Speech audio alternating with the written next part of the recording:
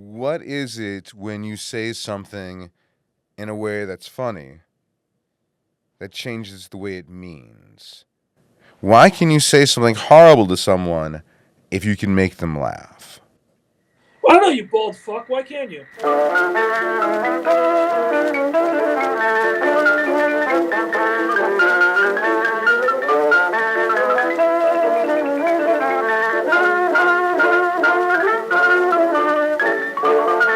Yeah, exactly. You can say that to me, and I only get mildly offended and only take it out on you in the edit room. I would start recording. I don't want to lose any of this. Yeah, we want you to be a little louder, Eric. I can be loud. I can be very loud. No, we know that. What makes something funny? What makes something funny? I'll say this: writing about funny is the least funny thing you can possibly do. So there's no way of like the irony of funny is like sex, right? If you write about it or talk about it, it actually makes it less of what it is. It demystifies it. Was that my problem? It's fundamentally unfunny or unsexy to talk about sex and comedy. So listen, Eric, I have to disagree with you there. The jokes you have to explain are always the funniest. The best part about jokes are the jokes that don't need the jokes that need explanation, but the people who get it get it. Like, I mean, it's funny. I was thinking about this in anticipation of this session. Like, I think for me, what makes something funny, and I can only speak for myself, is I always think of like Faulty Towers as the sort of epitome of what makes something funny. Is the absolute 100% unquestionable deadpan effort to accomplish something utterly mundane and ridiculous. That farcical side of absolute commitment, unquestioning, unvarying, unwavering commitment to the absurd. And Seinfeld did this well too, the sort of Frogger machine idea. So that idea of farce to me is extremely funny. And I would say beyond that, it's there's also sort of this comedy of awareness, like the comedy of references. Like what makes something funny is if you put in a reference that you're kind of laughing just because you're acknowledging that you are somehow smart enough to get it, but it's like this idea of the comedy of kind of cultural sub-referencing, which I've enjoyed a lot. And then I mean, it's funny because people always talk about comedy being about the unexpected, which I think a lot of it is about sort of that twist, right? They set up the tension of the setup and the twist of the joke, but also there's the comedy of the expected. The classic example being Sideshow Bob and the Rakes. My entire personality is derived from The Simpsons between 1991 and 1995. So like there's very little beyond me to that. I'm very shallow. But like the Rakes, like every time he steps on it, somehow it gets funnier and funnier, even though you know what's going to happen. And it's because his response is identical each and every time. And each time you think he's going to get past it and he doesn't. And every response makes it funnier and funnier. That comes directly from City Lights. There is a tremendous sequence in City Lights when the vagabond meets this rich drunk guy who's trying to kill himself. And the rich drunk guy throws himself into the river, and Chaplin pulls him out of the river, and the guy jumps back in. And every time Chaplin pulls the guy out of the river trying to stop him from being suicide, he just jumps back in. And it is absolutely one of the but it's mechanical. It's the example from which Bergson talked about the mechanicalness of humor. And that's why I kind of am sort of hovering around Chaplin, because he leads directly into Freud and Bergson and sort of how they came up. So I just want to switch for one moment, Eric. I want to ask a philosopher, what's funny? And what is it for something to be funny? What's funny is it Epps a philosopher. Right, that's true. Now that's comedy right there. I can't beat that, so you might as well just move on. But in all seriousness, an honest answer is I don't know. This is one of those things you don't pretend to have figured out. When it comes to something like humor, religion, religious experience, art, music, great philosophy can be done about these topics, but you got to you're steering through two things. You're steering between, on the one hand, thinking you can figure it all out with a concept or a formula. You're not going to, all right? And on the other hand, saying you can't say anything about it. So it's a middle ground, You can come up with ideas about possibly what it is, and that can, in turn, sensitize you in such a way that you can see deeper layers of the real thing. So it's like a dialectic, or back and forth. So I don't pretend to, I don't think any of the major theories I've ever studied about humor nail it. I think some are a little bit better than others. But then I hear a real comedian, give insight like Eric just gave, and I realize it's back to square one, and that's fine. So I'm going to be a little bit of the buzzkill here. If you like, I can tell you about some of the major theories about humor. Please do. All right. Well, so when it comes to philosophy of humor, by the way, a little background. I was always infatuated with questions about human existence, things that are so close to us that we don't see, and so a good buddy of mine from grad school named Jon Marmish, who he's a philosopher. He does work in nihilism, philosophy of humor, and he conscripted me to philosophy of humor and studying the various major works about it. Like one go-to philosopher of humor is a guy named John Moriel, right? And his book Taking Laughter Seriously, little book, very succinct, beautifully written, very crisp, very sharp, full of, by the way, this is one area of philosophy that is really a pleasure, because when you read books in the philosophy of humor, and more have been coming out, it's a relatively new field. Even though like the classic great philosophers, typically in their huge tomes, they'll have like a few paragraphs on humor. Well, hold on a second. My favorites have a hunk. Right. My favorites, when you come to Freud, has an absolute hunk on humor. Yes. And Umberto Eco, for example, digs into humor like no other. I mean, not only as a humorist. I meant more than. You mentioned Henry Bergson. Yeah. Henry Bergson wrote the first full-length book on humor for professional philosophers. Hmm? Freud, of course, is incredible relevance for philosophy. Whereas Kant is the most unfunny person who's ever lived on Earth. Right. Yeah. Well, I'm told I can be humorous in my antics in front of class, but I'm not a comedian, But I don't pretend to be. But the bottom line, I can't compete with Eric. But when it comes to listen, it's been a really long time since anyone's actually paid me to be funny or given really. Like, my main use of humor right now is diffusing tension during awkward budget meetings. No, but this is important because that is a part of what humor is. Actually, unfunny. I just want to acknowledge one thing Ep said. He referred to someone as doing work in nihilism, which is a hysterical sentence when you think of, he does work in nihilism. He's he's big in anarchy circles. He does a lot of work in anarchy and nihilism. Like that in and of itself is a ridiculous thing to say about a person. That Ep just breezed past, which I thought was great. Sure. Well, imagine being in the history department and having, I'm into genocide. I'm into genocide. Right. He's big in genocide. I actually knew a history teacher. It's like when you're doing, discrimination training and you keep calling it harassment instead of anti-harassment training, and you begin to imagine what that is. I knew a history professor that used to say, in my department, I am the genocide guy. It was funny because he was bald and, he dressed and acted like... I'm the genocide guy. I'm genocide in my department. I'm the genocide guy. Yes. Again, that reminds me that's like white noise. That's like, Hitler studies and Elvis studies and white noise. Oh, so you see, it all just blends. But let's get into. So when we see, let's take for example, modern theories of humor. What were you working on when you worked on philosophy of humor? What were you thinking about? Okay, so basically, there are a number of theories about the nature of humor, and here are the three real standout theories. Mm-hmm.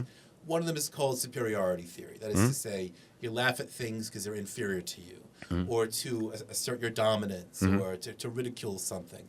And this is kind of seen as an outmoded theory.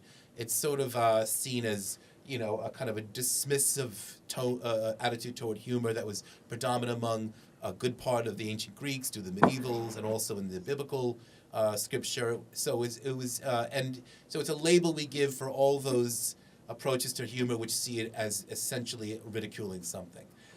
Then you have what's called, you mentioned Freud, and Eric said something pretty funny about being at meetings and diffusing tension. There's a theory called relief theory. Relief theory takes a kind of a hydraulic view of the human animal, the human mind, and that it's the release of tensions. So it's the building up and release of attention. Catharsis.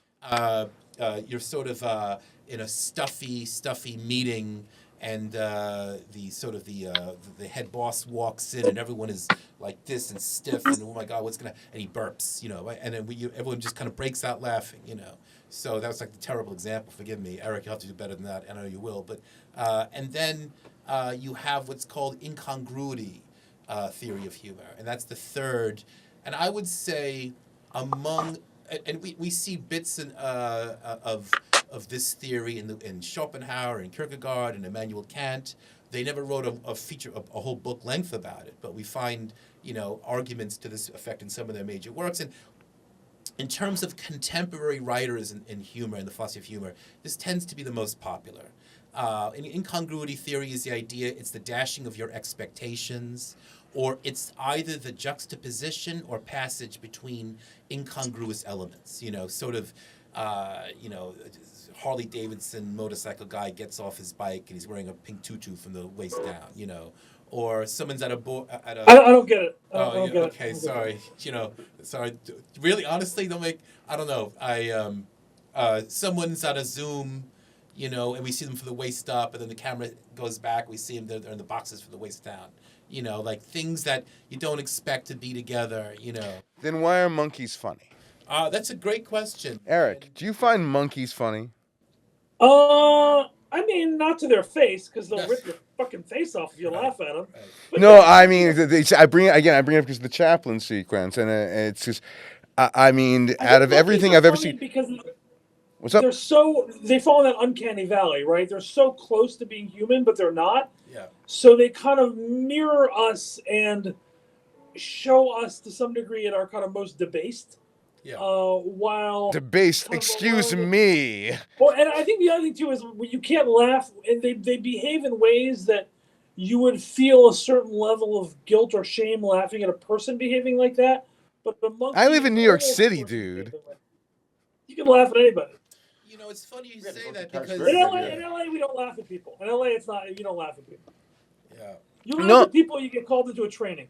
There's an article by Noel Carroll, he's a philosopher, called Horror and Humor, where he tries to talk about, he doesn't try to... Stephen King does this too, by the way, and that's macabre and extraordinary, but go on. No, but he offers a philosophical theory about why something can be kind of be on the overlap, something that's really, really terrifying or really, really funny, and for him it's the jamming of our categories, he calls it. That is to say, when you see something which doesn't fit any of the categories we use to structure reality. So, and he used one of his examples is a clown. Think of a clown. It's exactly the way Eric described the monkey. It's sort of human-like, but not quite, right?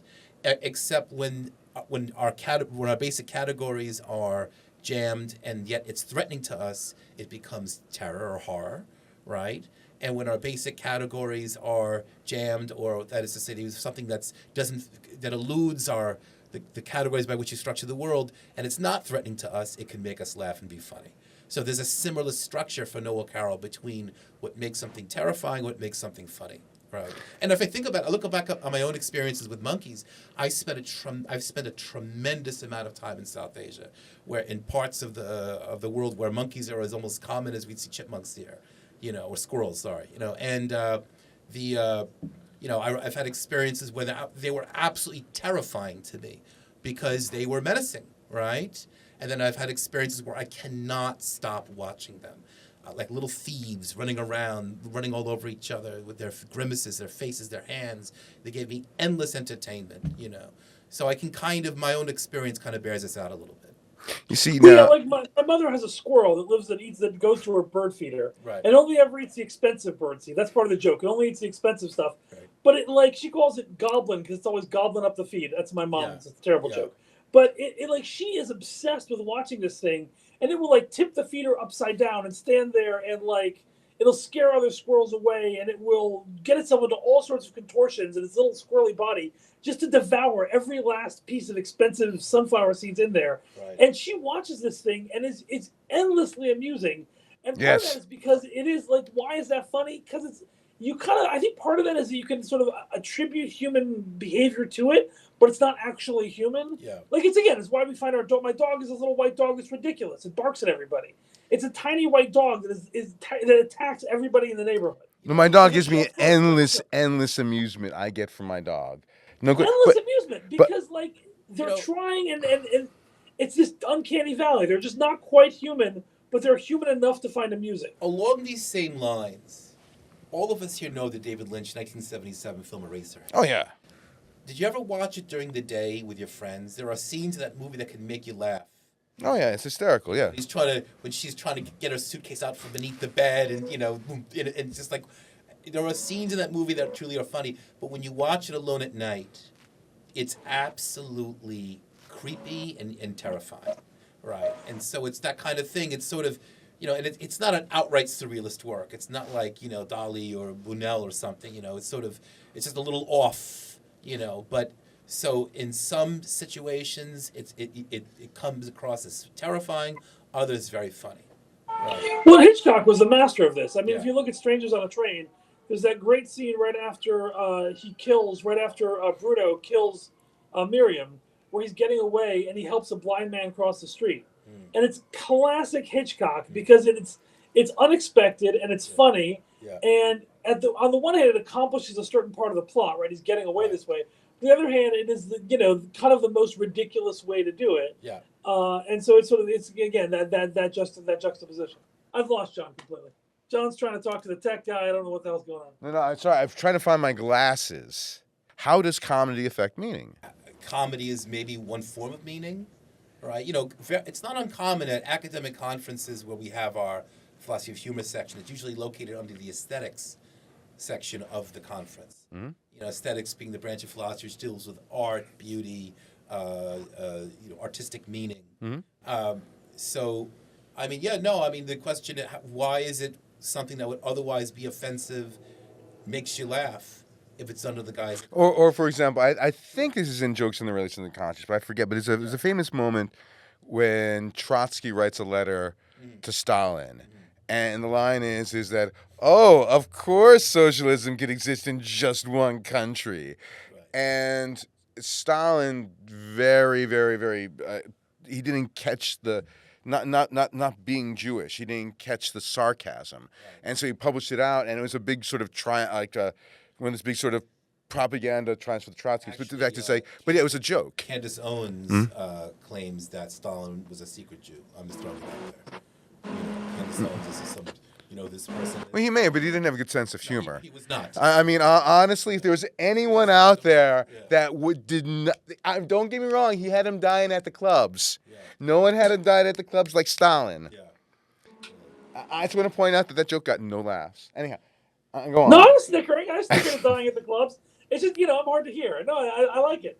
If a comedian didn't That's meet their sad. 5-year plan, they were finished. Okay, that's a joke. Just Their to throw it out 5-year there. plan was to You know get past Candace open Owens mics, and you didn't do it. You were dead. You were She's not a dead. dependable source. I'm just throwing it out. No, but I'm saying, this idea of, like, for example, this ability to use sarcasm, or this ability, for example, let's be blunt. I mean, in actual dictatorships where you actually have real controls on speech, one of the ways you communicate is to create is light and implied satires, comic forms. The name of the rose, the way in which humor is so subversive, it has to be hidden away as a kind of danger, right?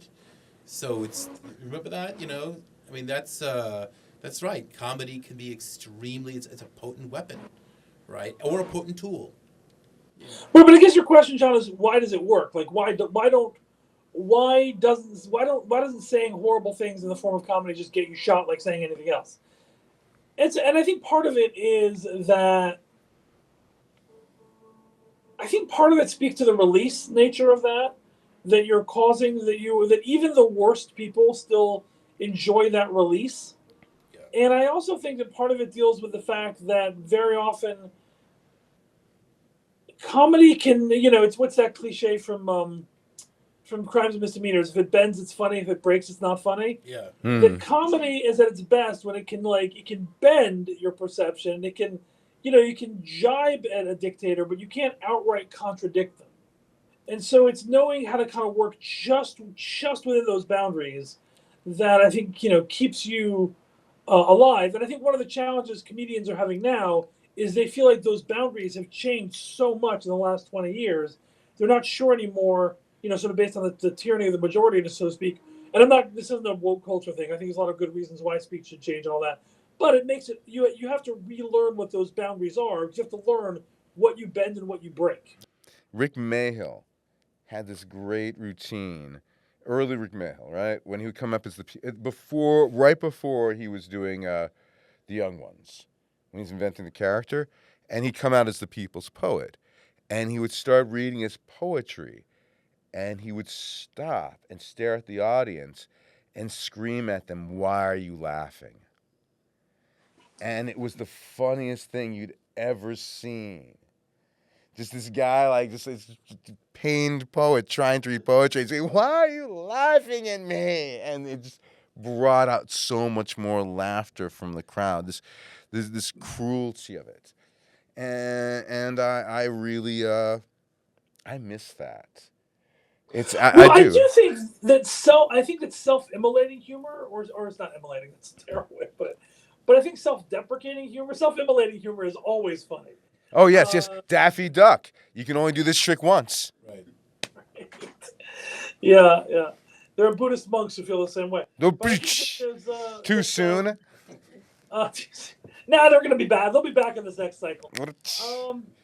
I think that. What were we just talking about?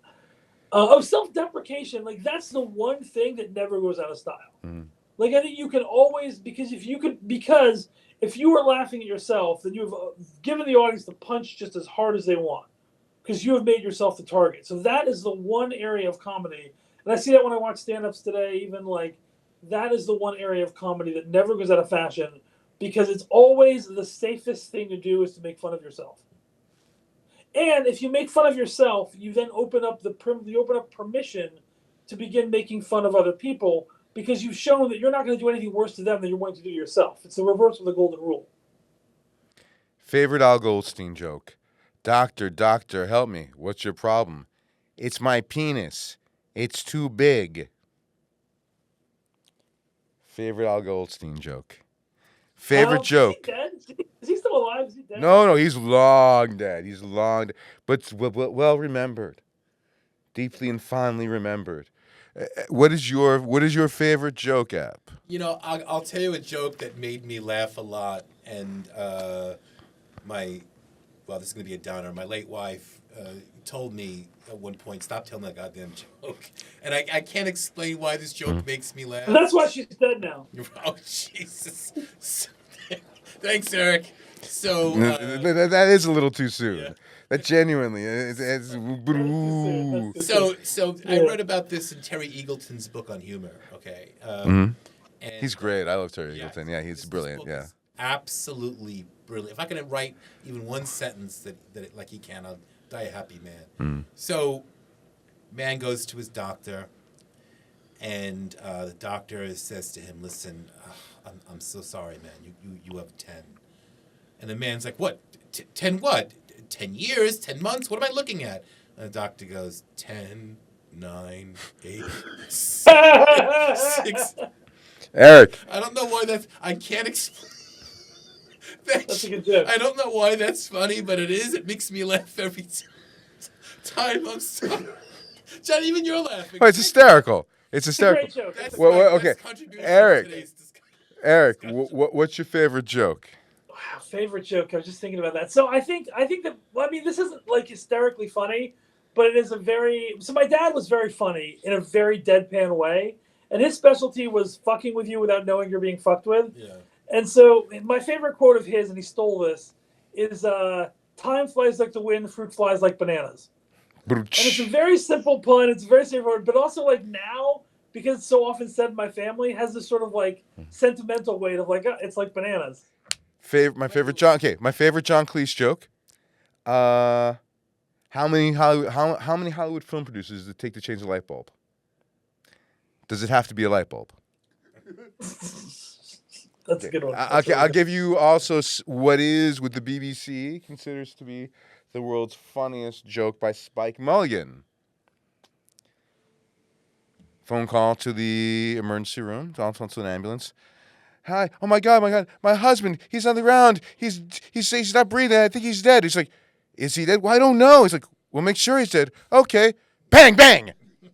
Okay, he's dead. Ben, you gonna tell us one? That's a good one. I have a short one and a long one. But you need. Why are the streets of Paris tree-lined? Why? So the German army could march in the shade. History. Classic. Right. So, cop is walking down the block, and he's doing his rounds one night, and he sees his drunk sitting on a stoop. So he goes, "Hey, buddy, are you all right?" Guy wakes up. He's totally plastered. He says, Hey, how you do? You all right? You all right? The guy gets up and says, you know who I am? No, sir. You all right? You need to getting home? Says, well, you see that car over there? Cop says, yeah, sir, it's a very nice car. It's a luxury car. It's a Lexus.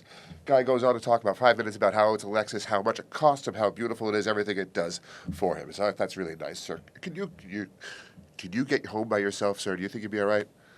Turns around and he says, you see this? See this beautiful house? It was made in this year. It was designed by this person. Yada, yada, yada. Yes, sir, it's a very nice house. Well, it's mine. Well, let's get you upstairs in the bed, sir. You seat at hand. Okay, fine.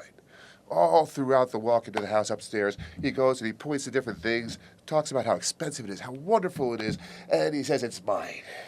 He opens up the bedroom door, and he says, you see that beautiful woman sleeping there? She's mine. You see that guy sleeping next to her? That's me. I'll give you one more. It's my favorite joke from Italy. It's a very old Italian joke, right? And it's a cabiniero, a cop, and his son.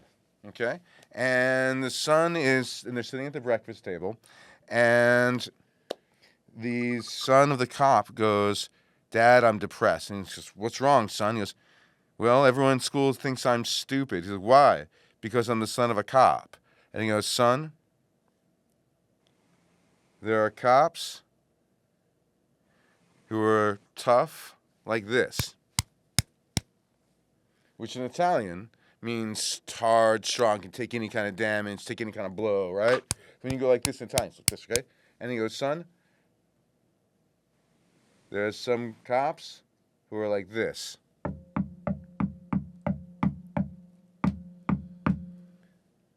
Son looks up and goes, "Dad, there's someone at the door." Guy goes, "Don't worry, son, don't worry, I'll sit down, I'll get it." That's funny.